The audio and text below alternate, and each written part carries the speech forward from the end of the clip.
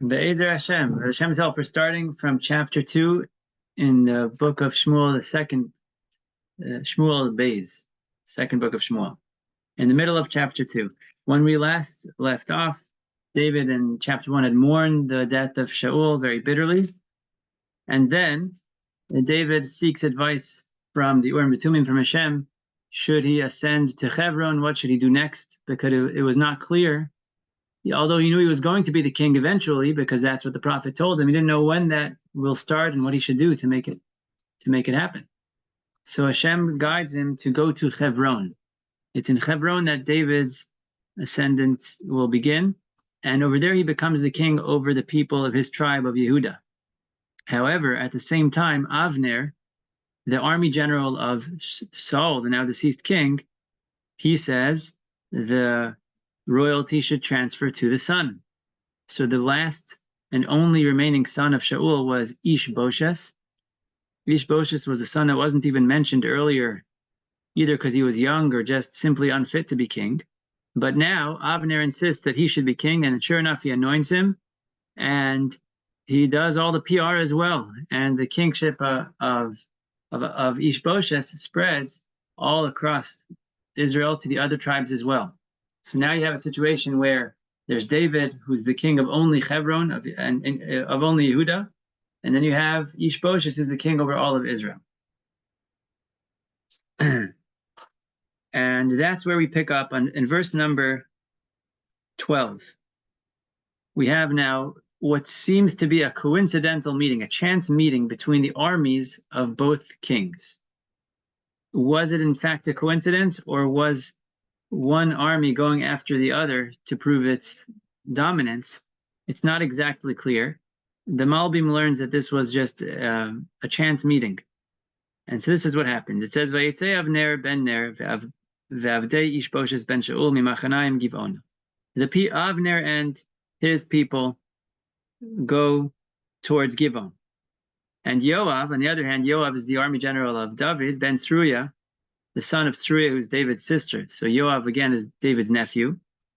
He goes out, and they end up meeting the other army by a place called Brechat Giv'on, the pool of Giv'on.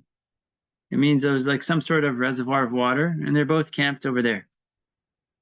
One army is on one side, and one army is on the opposite side. So Avner, one army general, says to Yoav, Yakumuna ne'arim v'yisachaku lefanenu, let the lads arise and play before us. So Yoav says, okay, I agree to that. And what ensues is absolute disaster. What did Avner mean that they should play before us? Maybe it was just like a friendly game. They should show their moves, flex their muscles, play some war games. Or did he in fact intend that there should be a physical battle to the death between the two armies? It's not exactly clear whether his intentions were for there to be actual war or not. But nevertheless, that's exactly what happens. Each side selects 12 soldiers. Shnei Masar leBinyamim, 12 for the Benjaminites, which would be the side of Shaul. Ushnei Masar Mavdei David, and 12 for the men of David. A 12 probably here represents the 12 tribes, because symbolically this display of power is really like showing who's fit to be the king over all of Israel. Right now you've got one who's the king of one tribe and one who's the king of 11 tribes, and maybe they're trying to prove who deserves the throne. So each side selects 12 people. But what ends up happening is that the 12 go against each other, they hold each other's head, and they end up killing each other. They stab each other to death. Vayikra la'makamu, and that place is called Chelkat Atzurim, the portion of swords, basically, because that's where people had died by the sword. So now instantly you have 24 people died. That's not good.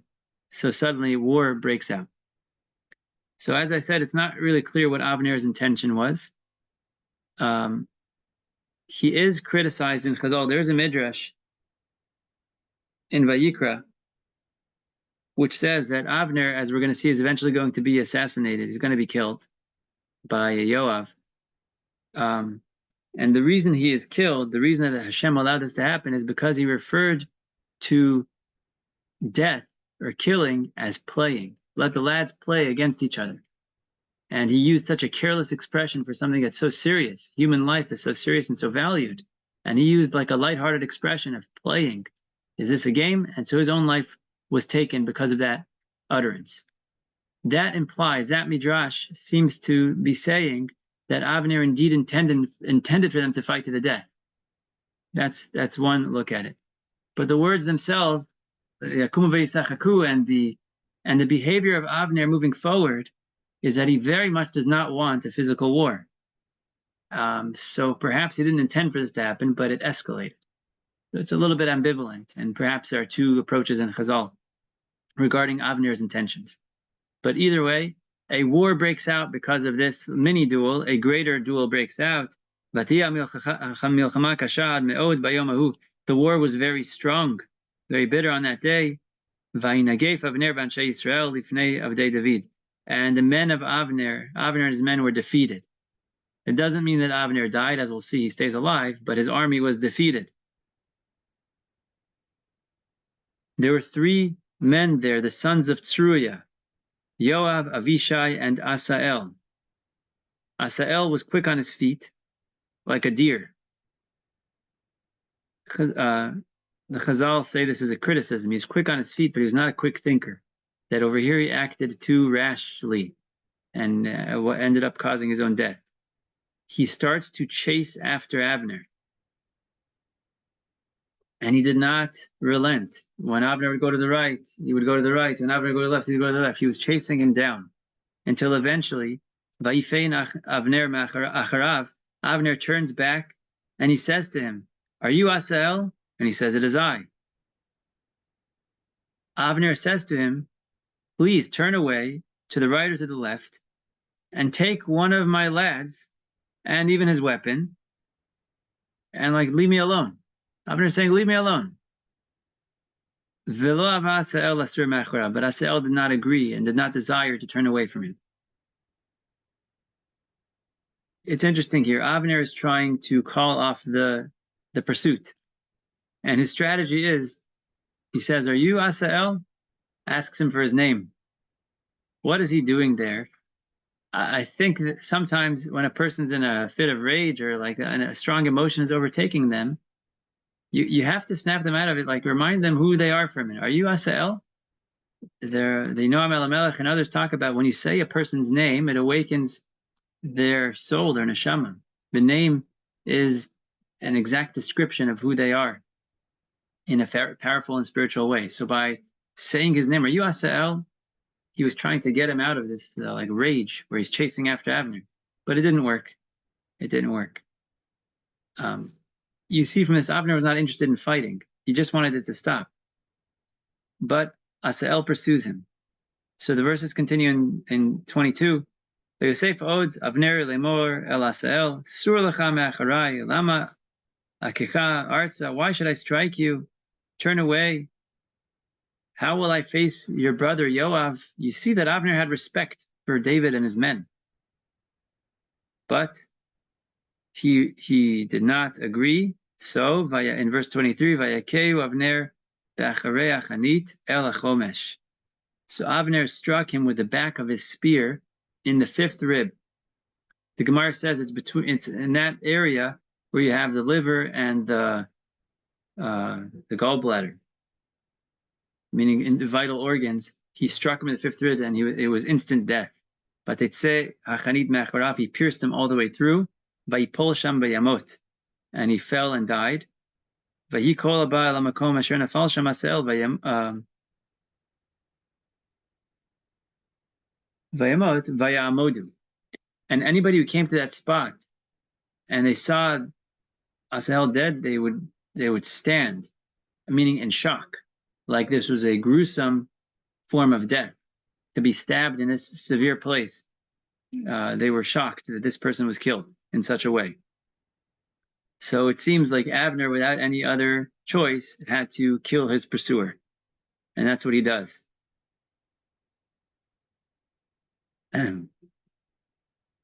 Later, we'll see now Yoav, the brother of Asael and the general of David's army, he's very upset about this, understandably, and he wants to avenge the blood of his brother. He eventually will assassinate Avner. Start to give you spoilers, but at the end of chapter 3, I think it is, he's going to assassinate Asael. Later, in the beginning of Melachim, Shlomo is going to approach him about this. Yoav, what have you done? Why did you kill Avner? So the Gemara in Sanhedrin zooms in on the discussion that they have. Avner says, I was being pursued. I was a nirdaf, and the halacha is, the law is that you're allowed to kill someone who's coming to kill you. If somebody's coming to kill you, you may kill them to protect your life. So he was a rodef. He was pursuing me, and therefore I had the right to kill him. To which Shlomo responds, you should have just injured him. You didn't have to kill him. You should have just injured him.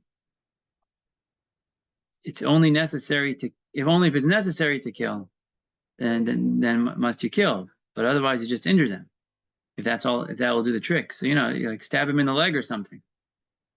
So Avner responds, I couldn't. Like I was too overwhelmed, or I know I'm not capable of being so precise. So Shlomo responds, yeah, right. You hit him in the 5th rib. That is super specific and takes amazing skill. If you had that mind about you, right? If you had the ability to be so focused and so skillful to hit him in that specific spot, you clearly were able to shift a little bit and just injure him. And the fact that you didn't do that makes you a murderer. Excuse me, I think I confused the conversation, but Yoav was saying he could have not killed my brother, and he did it anyway. And that makes him a murderer. And Shlomo accepted it. Shlomo accepted this argument and said, okay, I see that you're not going to be held accountable for killing Avner because he could have acted. Avner was not just acting in self-defense. The fact that he killed Asael rather than just injuring him indicates that he actually murdered him, not just protecting his life. Yeah, is that clear? So Avner, as much as he didn't want war, ended up causing a war, and as much as perhaps he had the right to defend himself, he went too far. That's what's clear from that Gemara. Okay, let's get back to our story. Now we're on Avner still alive, and in verse number 24, the remaining brothers, Yoav and Avishai, they chase after Avner, and the sun is setting, and they come to Givat Amma, and everyone's gathered. The men of Binyamin gather together with Avner, and eventually, it seems like there was fighting going on. Avner calls out to Yoav, and he says, Hala netzach tochal cherev, shall the sword consume forever? What's all this fighting for? Again, a call for peace. It's so interesting. Halo yadata ki marat yebachrana. You know that the end is going to be bitter. Please just call the nation off. So Yoav says, Chai ha'elokim ki ulei dibarta ki az me'aboker na'ala ha'am ish me'achor yachid. If it wasn't for you speaking right now, we would have been fighting till the morning. That's one interpretation. Alternatively, I wish you would have said this earlier, before this whole mess started. If it was your idea to start that whole duel, I wish you would have spoken. If you would have spoken earlier, we would have never gotten into this fight. In any event, Yoav accepts the call for peace, sort of. He blows the shofar and says to his men to stand down.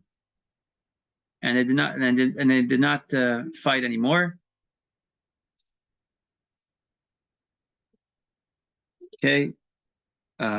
They part ways, and now it tells you the death count from each army. In verse number 30, the end of verse 30, it says, from the men of David, there were 19 deaths and Asael.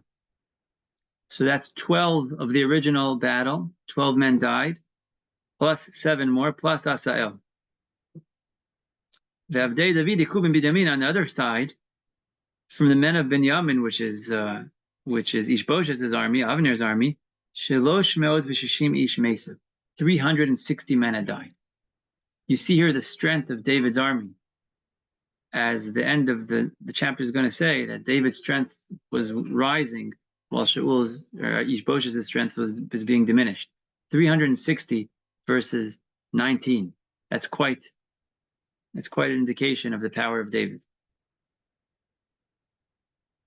And they took Asael. Eventually, they got to their brother, and they buried him in the burial plot of his fathers in Beit Lechem. You recall that's the place where David is from, and this is talking about David's nephew, so it's all the same area, all in the family. Okay, Vayalchu kol halayla Yoav anashav vaye'er lahem bechevron. They went all night, and vaye'er lahem bechevron, the sun rose when they reached Hebron. And now, okay, in English, this is part of the next chapter, but in the Hebrew, it's very clearly the end of this section. The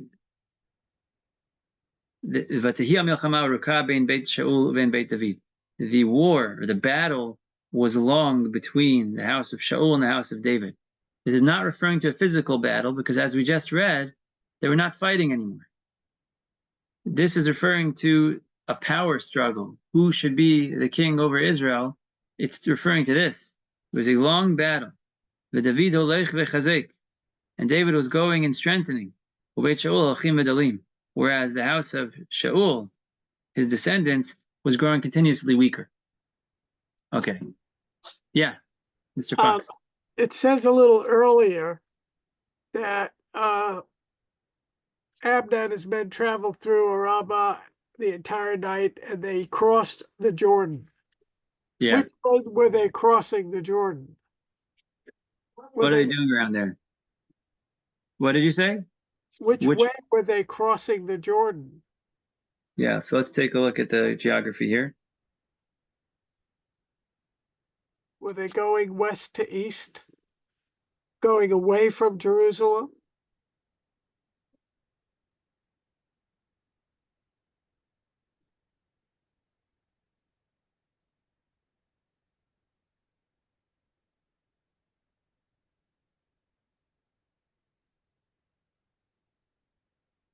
It seems from the Radak that they were leaving to the Transjordan because he was afraid. As much as he had called off Yoav and his men, he still feared for his life. So they crossed the Jordan towards the east. Okay. Towards the east. Yeah. That's fine. Yeah. Now that you brought up that verse, the end of verse 29 refers to Habitron. Habitron. That is the only appearance in Tanakh for this location. This place called Bitron. That's just a good fun trivia for you. Right. And if we're mentioning fun trivia, which woman is mentioned most in all of Tanakh, other than Esther? Esther is the winner. The next woman who's mentioned most is actually Tzeruiah, the sister of David, the mother of Yoav, and all the rest of them. Tzeruiah. Yeah. Oh. So, okay, there you go. 2 trivia facts from our chapter. Not trivial, but trivia. Nothing is trivial, right? Okay. Okay, let's get into chapter 3 now. Chapter 3 is another piece in the puzzle in order to get David to become the king of all of Israel. It first begins with a listing of his sons, which is interesting. Why exactly is this here? Perhaps we'll be able to figure it out together after we learn the whole section. Maybe we'll appreciate why this is here. But the introduction to the chapter is, Vayvaldula David, in chapter 3, this is verse 2 in the English. Vayvaldula David banim bechevron. David had sons in Hebron. His firstborn was Amnon, who we'll hear a lot about later.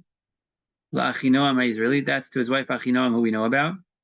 Umishneu, the second born, is a son named Kil-Av, born to Abigail, the wife of Nabal the Carmeli. The third one is Avshalom, who we'll hear a lot about, the son of Ma'acha. Ma'acha is a wife we have not heard of before, Bat Talmai Melech Geshur. She's the daughter of Talmai, the king of Geshur. Later, David's going to be at a war with Geshur, and he is going to take her as an Eishes Yafat Toar, basically. Through that mitzvah that you have to take the the woman who is a captive in war, you can marry her, and he had a son from her. And that son ended up being Avshalom, which was a cause for a lot of distress. For a lot of distress. From here, the Talmud tells us that although it's permissible to take a captive woman and marry her under those conditions at a time of war, the results are never good. It will lead to what the next section of the Torah is, a wayward son. And Avshalom was very much wayward, as we'll see, pursuing his father for his life, and so on.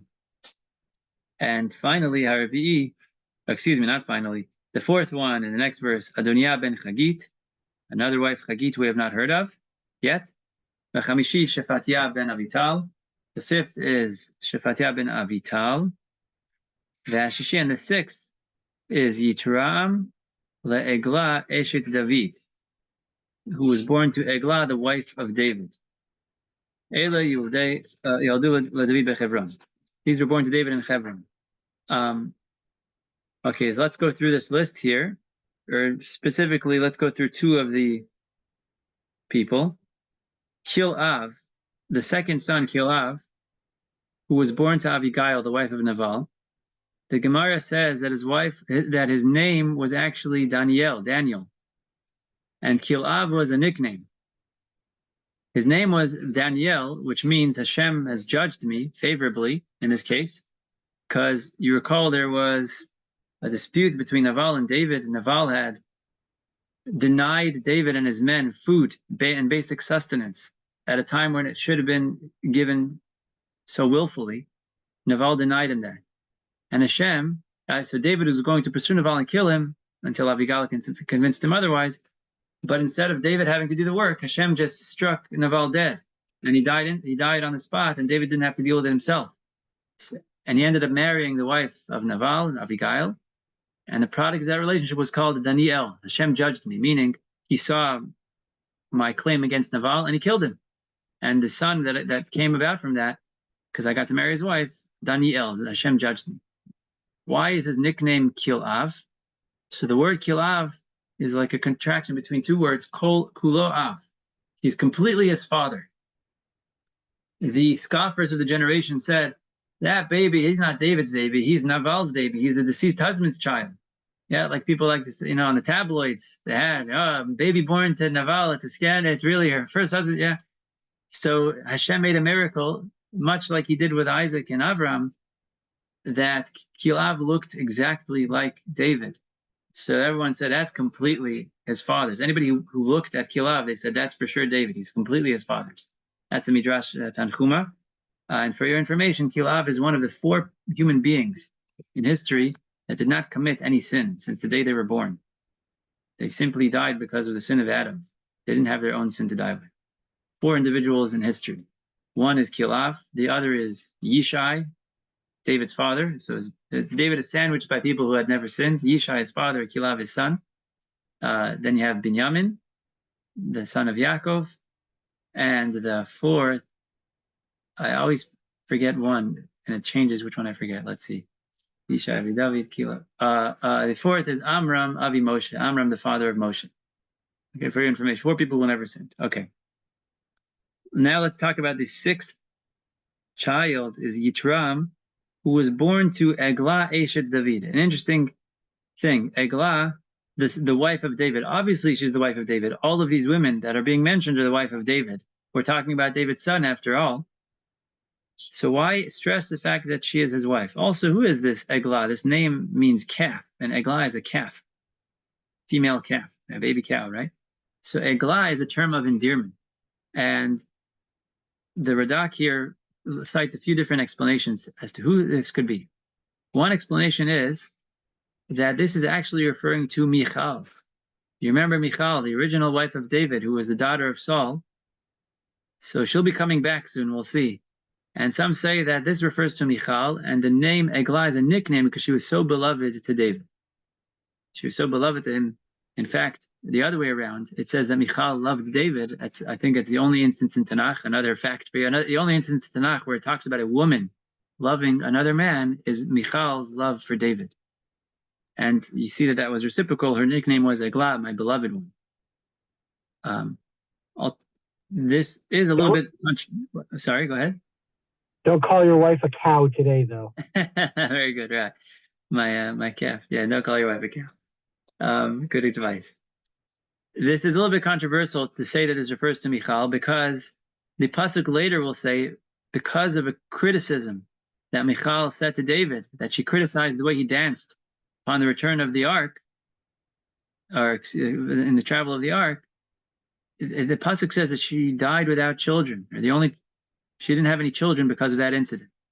In her death, she had a child, but not before that. So what do you do with that? Apparently she had a child. So the way to answer that up would be by saying that from that incident and forward, she stopped having children until the day of her death. That's a technicality.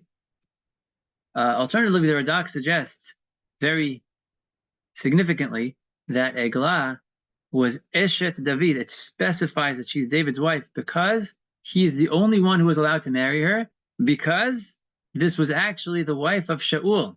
She was the widow of Saul, the deceased king. Her name was Eglah, and David now married her. Now, the halacha is, you may know, that it's forbidden to marry the widow of a king. Just like we burn his stuff after he dies, because nobody else is allowed to use it, his wives are not allowed to remarry. The only exception, according to Rabbi Yehuda in the Gemara, the only exception is that another king may marry the widow of a king. And so David here was marrying the widow of Shaul, perhaps in order to establish his malchus. Hashem told him to ascend to Hebron, and over there he started becoming the king. So David said, okay, it's time for me to establish my kingship. I'm going to marry the wife of the old king to show that I, in fact, am a king as well. The Radak points out this only fits according to Rabbi Yehuda's opinion in the Gemara, but the psukim seem to indicate like Rabbi Yehuda. That's what Radak says. The verses seem to indicate that this is the halacha. Okay, let me catch up in the chat over here. Which of David's wives criticized David for dancing? That is Michal. Right. Okay, we're going to talk about Michal further. I see you have other questions about her. It's going to come up right away. Maybe not today, but we're going to talk about it next week. But you asked, maybe wasn't she married to Palti ben Laish? We're going to have to talk about that. You cannot marry your father-in-law's wife. Excellent. Another question is, you're not allowed to marry your father-in-law's wife. And Shaul, if David was in fact married to Michal, it would make Shaul's widow an erva. So the halacha is that is only an Isser derabanan. It is a rabbinical prohibition. And the question is, at what point in history did they enact it? And even if it wasn't enacted then, maybe again you have some sort of exception for a king. But it's a good question. Okay? So that's the technical stuff. Fine. So that's a list of David's sons. And these were all born to him in Hebron. Perhaps it's just like solidifying this phase of his kingship. What time is it? We have a few more minutes. Here we go. You know what, Shmuel, you got me curious.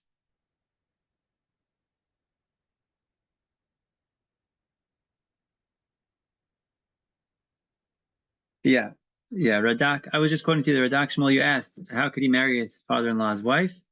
So he says that was only forbidden because of Maris Ayin. It's not your mother. They only forbade it because it looks as if you're doing something forbidden. And in this case, there was an exception made. Yeah. Okay. Let's go a little bit further. In chapter 3 now, we're in verse number 6. We're going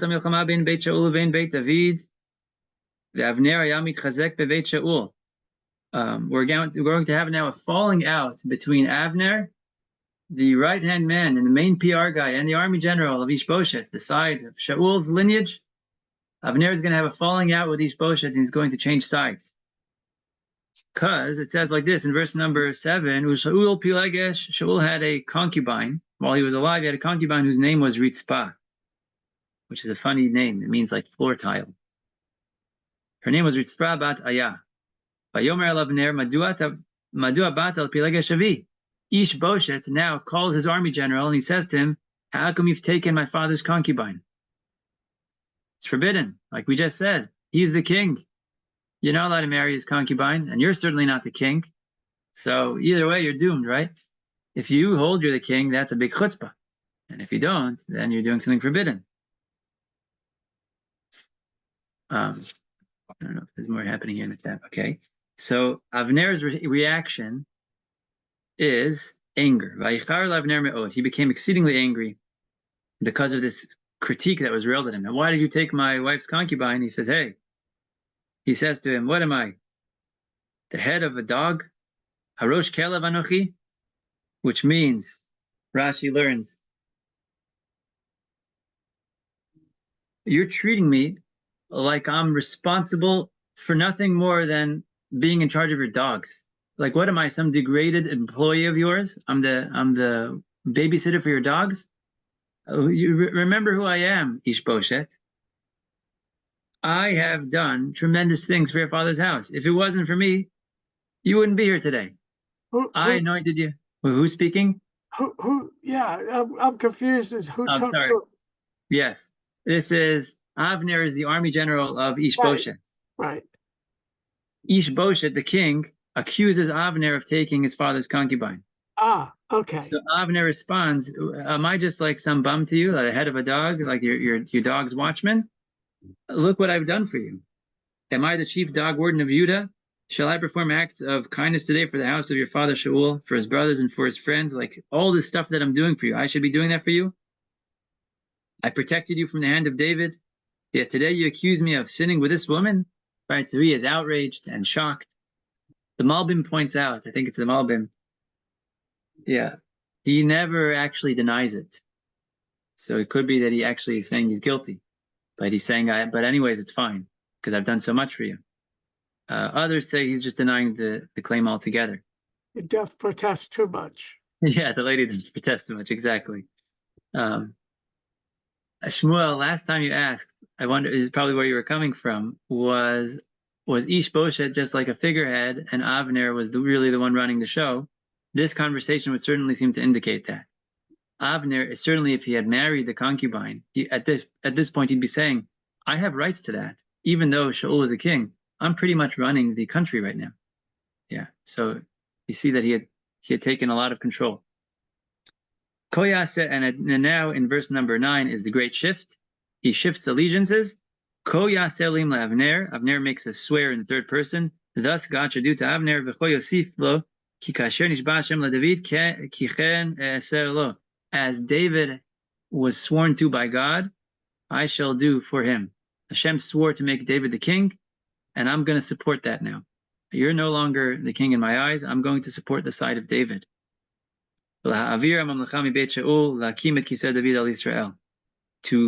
To move the throne away from the house of Shaul, which you are, Ishboshet, this is Avner still speaking, and to establish the throne of David on all of Israel, in addition to on Yehuda, Midan ve'ad Beersheba, from Dan to Beersheba. That expression, Dan ad Beersheba, as we discussed in Yeshua, usually the tribe of Dan is not the northernmost tip of Israel, if you look at a map of all the tribal layouts. However, they do have a small portion of land separate from the rest of their tribal location at the very northeast portion of Israel. And the expression from Dan until Beersheba refers to that extra plot of land that Dan has down to the southern area of Beersheba. So David's going to take over everything, and I'm leaving you, sir. And Ishboshet, really a weakling, you could see, was no longer able to respond to Avner a word because of his fear of him. He was afraid of Avner. Avner was the one with all the power. He's the one who anointed him. He's the one who gathered the army and the support. And if he turns against you, you can't do anything. So we discussed last time, it said that Ishboshet was king for 2 years only. And David was king for 7 over Judah and not over Israel. So what about those 5 years? So one opinion in the Gemara is that Ishboshet led for 2 years, and then there was a 5-year break, meaning to say his kingship just petered out. Once Avner left him, which would be now, nobody gave him any authority or any honor. His malchus just petered out. The other opinion is he only became the king for 2 years at the end of David's 7, and therefore there was never a break or never a lapse in kingship. No, so we last time we clarified he is not a cripple. Somebody asked here, a kennel keeper. I like that. Am I the kennel keeper?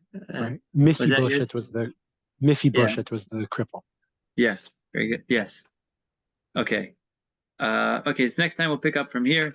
It's gonna get even more political and juicy as David ascends to the throne, because all transitions, in a sense, have to have lots of politics around them, as we know, and as is a theme of the day, politics, schmolitics.